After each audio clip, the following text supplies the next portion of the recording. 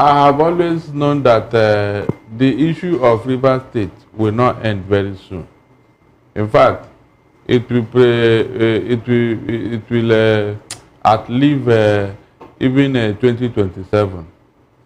Because if Wike want to dominate River State, I don't think it will end with Fubara. That means whoever is coming after Fubara is likely going to deal with Wike, or is going to contend with Wike.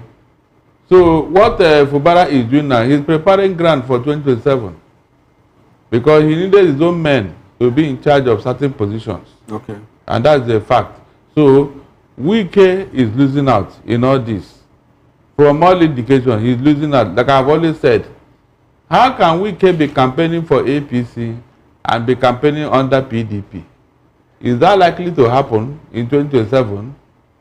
You know the end. How will people not take him serious? If he's in PDP and he's in APC, when the campaign starts proper, where will he be campaigning? You mean after campaigning for APC in the daytime, then at night he will campaign for PDP? This is why I've always told you that Wike is on his way out politically. But Barrister, when you say that Wike is on his way out, now this dissolution of the cabinet is court ordered, Supreme Court ordered. Now, don't you think that it will give Wike the leverage to put his own men in office as he did before? So why do you think that he's the one losing? Look, it's not about putting your own men there. It's about the River State people. Will they accept you and your men? That is the issue here. It is the River State that are going to do the voting. And if they are with Fubara, there's nothing anybody can do. That's what I'm telling you. Are they with Fubara? Have they been with Fubara? Will they be with him? It looks like they abandoned Fubara in the heat of the moment, you know, when he had this fight with his godfather. The Rivers people that you are talking about, we were there. They were the ones carrying placards supporting Ibas, the sole administrator. Those were hired hands. Okay, so you think they can't be hired again? No, they can't hire them because when the chips are down. Remember what happened when Ibas' wife wanted to play first lady? The women of River State told her that, look, we don't know you. You cannot address us. Remember? But these are the same women that marched in support of Ibas. How many women? These are APC women, hired people. But they are Rivers people. How many of them? Mr. Okoro, how many of them? It is the numbers we are talking about here. Remember that politics is all about number. Majority carries the vote.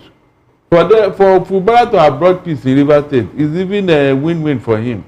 Because at the end of the day, the River State will see him as a peaceful person. Okay. While seeing a Wike as the aggressor. So how can they now queue behind him? On what ground? All right. Now, a new cabinet will be constituted in due time. With this kind of peace in place, what do you expect coming to River State?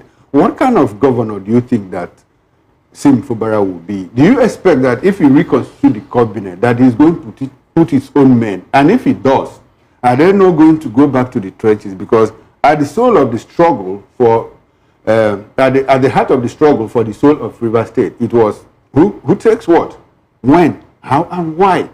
Are they going back to that? Do you think that Fubara will clearly go back to those days where he will say, no, I don't want this person and I want this person? So ahead of the cabinet reconstitution, what do you expect coming? What do you see? What do you think is likely going to happen? That is where the game of wits will come to play. You know, when Niccolo Machiavelli was writing his book, The Prince, he said that the end justifies the means. Okay. I think this is where Fubara had to apply his political wizardry, if he have any. Because he's going to put his own men in that list. And the state assembly may not likely approve of them. And so, if you approve that of Wike and you do not approve of his own, how can he now assign portfolios to them? It will not work. Except that they approve all of them, the man may not even play ball. You are now looking at a Balarabe Musa case here.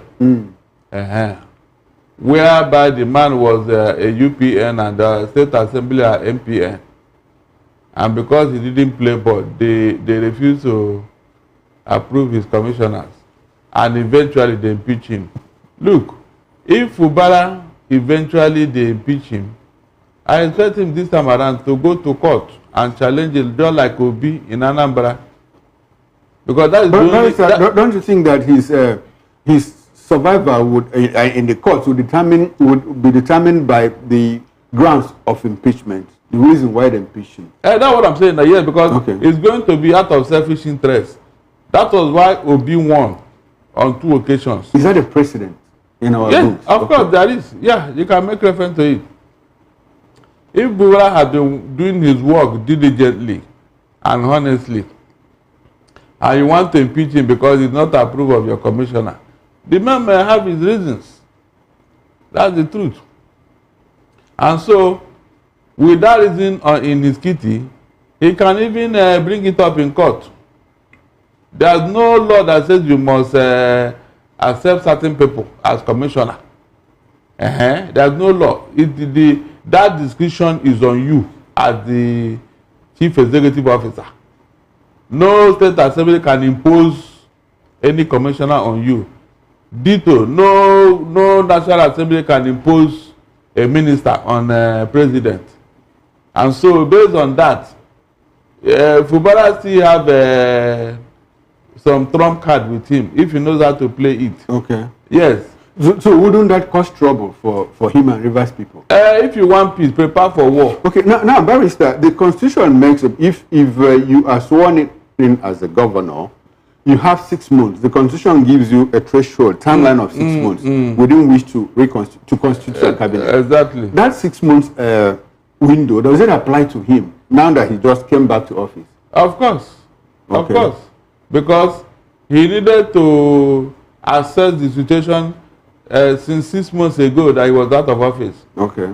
He needed to put things in place. So that interregnum means more like he's starting governance. Exactly. Why do you think they stampeded him when they say, bring the list of commissioner? That was the first thing they did. Immediately they sacked. What does that tell you? Because they are being teleguided by somebody. These are the things they needed to put in place to now hedge the governor. They now put him in total hostage. But the guy is I think, is a bit faster than them. He has he has not submitted any names. Rather, he sacked the one that I. Don't you think they are still in the works, still in the cooks? But the fact remains that he did not hurriedly submit any names. Maybe because the names have not been given to him. No, nobody will give him. If they are going to give him, he wouldn't have sacked the ones he met now. He would have asked them to continue. No, the court ordered him to sack them because they clearly were his own men. And the people that put him there don't want those men. Listen, you see that matter. As long as this state of emergency has come and gone, it has overtaken that court decision. I hope you know. That court decision is now what? Expired. No, the court decision that asked him to dissolve that they recognized the Okojombo House of Assembly. I said the state of emergency have overtaken that court. I don't think so. Because listen now. Minister, that's what I want us to understand. Are you saying that the state of emergency has vacated the decision of the Supreme Court, which said Victor Okojumbo-led House of Assembly was illegal and couldn't have approved anything for Rivers people? Is that your position? Yeah, because the state of emergency did not allow the governor to implement that decision. Can't you get it? Okay. The man was trying to implement. Are you speaking from a legal point of view? Of course. Because if they wanted to obey the Supreme Court, they would have allowed the Supreme Court judgment to, run its course. Without the state of emergency? Yes. Okay, now I think Dele here has a reaction. Because one, there is a new agreement now that superseded that. Which agreement is that? The one they signed out before the state of emergency was lifted. Are you getting it? Signed by who? It's not in public domain. Oh, really? It's not legal. It's not legal. Nobody can cite it. Okay, fine. So it's a gentlemanly agreement. So it's not actionable. Okay, the one that is not legal is the one between Wike and his lawmakers, Abi? No, as long as that law, I don't need to be a lawyer to rationalize this. There is a subsisting judgment that has not been vacated. It cannot be.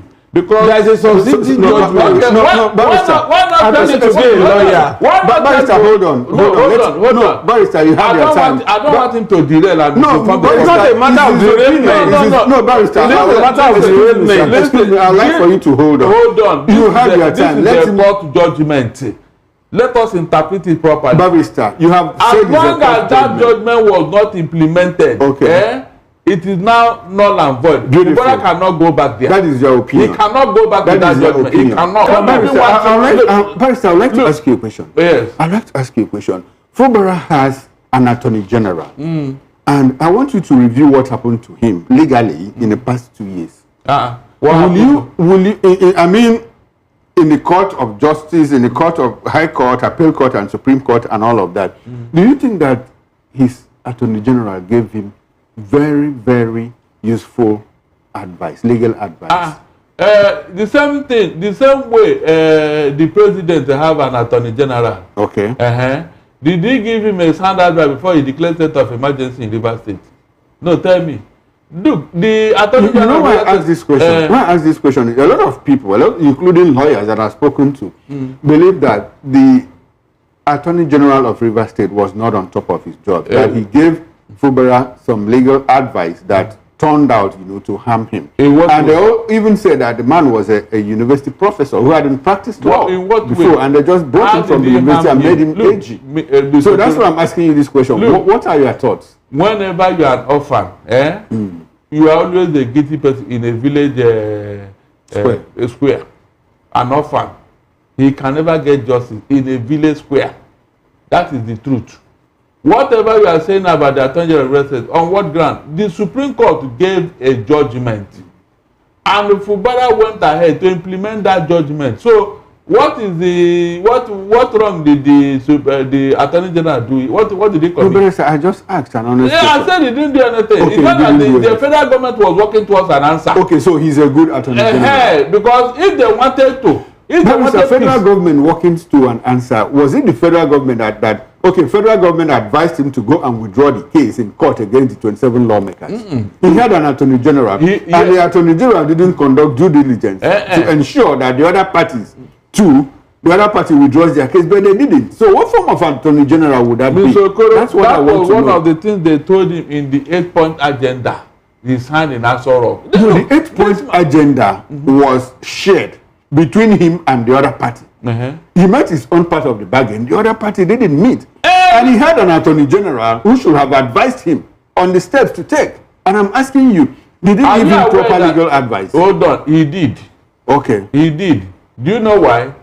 Because whichever way you look at it, it's like a catch-22. Fubara is already a guilty person here. Even when the 8-point agenda was declared by the president, nobody blamed the Wike for all his atrocities. It was Fubara. So, the legalities were subsumed in politics. Of course, because if you look at it from every angle, Fubara has already been declared the guilty party here. And that is why the man was doing everything to bring peace. When they say you should go and withdraw, why did they say him to go and withdraw? But they didn't tell the others. Okay, now nobody is blaming the other for not withdrawing. You can imagine. Why is it that nobody is blaming the other? But then I want to ask. Say something. In 1964, remember the Wild West. What caused it? Election. Okay. Akintola and Awolowo could not agree.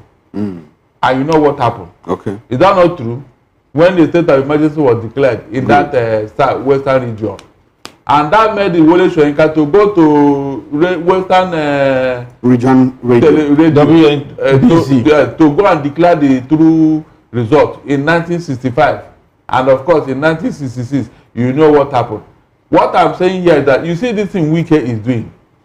It may turn out very bad at the end of the day. Mark my word. Okay. It will turn out very bad if he's not careful. Because I don't see the reason why that one wants to control Rivers State. Nobody support what is bad. Okay. There's no reason why Wike should be the focus point in the crisis in Rivers State. But Barrister, no one is supporting what is bad. We are just holding a conversation here.